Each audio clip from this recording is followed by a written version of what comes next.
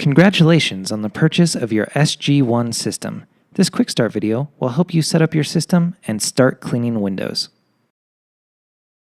Step 1.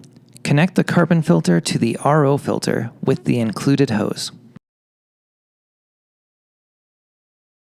Step 2. Disconnect bypass hose from carbon sediment filter. Step 3.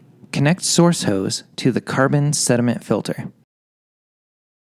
Step 4. Fully open bypass valve. Step 5. Y valve may have shifted during shipping. Check that valves are arranged as shown. Step 6. Attach quick connect shutoff valve to DI filter. Step 7. Attach pull tubing to quick connect shutoff valve. Ensure that the valve is in the open position. Step 8.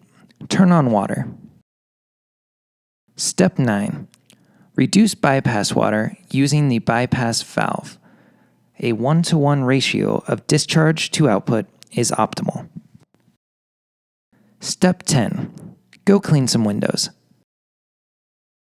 If you follow the steps in this guide, you'll get great results from your system. Thanks for watching.